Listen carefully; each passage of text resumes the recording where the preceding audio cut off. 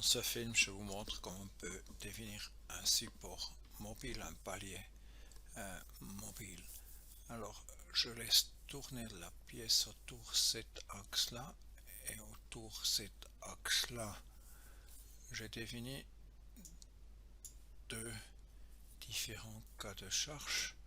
Alors, une fois cette force de palier qui me donne une flexion autour ces centres de rotation, et puis l'autre où je fais une compression.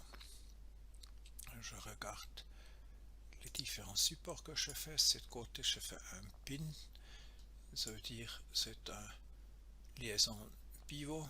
À l'autre côté, je fais un cylindrical constraint, c'est le blocage cylindrique. Ce blocage cylindrique, je laisse libre dans les rotations et dans les déplacements axiaux. Je laisse faire des éléments finis. Ici, j'utilise le maillage par balayage, corps multiple, déduire la cible. Je prends les CX20, ça c'est un cube. Alors, avec des midpoints, ça c'est l'élément quadratique. Je dis globalement, la largeur c'est 2,5 mm. Je commence là, je laisse faire le maillage. Et vous voyez, il a fait des hexaèdres. Il est donné que cette pièce a une épaisseur de 5 mm. Je retourne dans le fichier SIM. Dans le fichier SIM, je laisse tourner l'analyse. Je contrôle si les résultats sont arrivés et je reçois aucune erreur, pas d'avertissement. Je ferme les fenêtres, je vais dans les résultats. Parce que j'ai défini deux cas de charge, je trouve le déplacement de flexion, ça a fonctionné. Alors ça tourne vraiment autour les deux centres avec une flexion. Par contre, si je regarde la compression, c'est bizarre. Hein? Vous voyez ici, c'est vraiment bizarre ce qui passe. Aussi les chiffres qui sont ici, ils sont très très petits. Si je contrôle les contraintes, hein, vous avez plus ou moins pas de contraintes. Dans ce cas, dans le cas de flexion, vous avez des contraintes vraiment effectives. Alors ce que je fais maintenant, c'est changer le type cylindre là. C'est pas les je change, hein. Alors je dis supprimer et je définis un palier de type glissière. Alors quelque chose qui peut tourner et glisser. Il faut mettre dans le fichier FM une connexion 1D. On y dit une connexion 1D point face. Le point c'est de ce cercle le centre.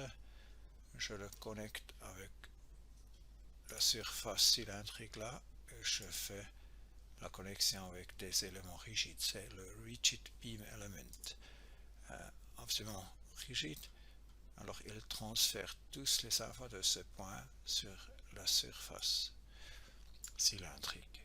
Maintenant je vais dans le fichier SIM et là j'utilise blocage défini par l'utilisateur. Je fais le choix du point. Sur ce point, je définis que tout est fixé, seulement je donne libre les translations en direction X, degré de liberté 1, degree of freedom 1, c'est la translation en X, et puis je laisse libre la rotation autour Z, le degré de liberté 6, c'est la rotation autour Z. Comme j'ai introduit tout ça, c'est maintenant un support qui est mobile et qui peut tourner. Je laisse faire l'analyse. je regarde si l'analyse est faite avec un résultat. Alors je reçois cette information, cela me plaît. Et puis je regarde les résultats dans les deux cas de charge. Je trouve la flexion, ça roule comme avant, hein, pas de problème.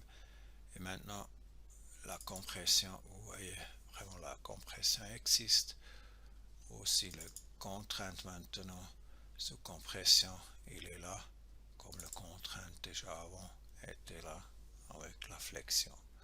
Alors je vais vous montrer comment on peut définir un palier qui se déplace et qui peut tourner. Je retourne, je vous montre où j'ai travaillé dans le fichier FEM. J'ai travaillé avec connexion 1D, point face.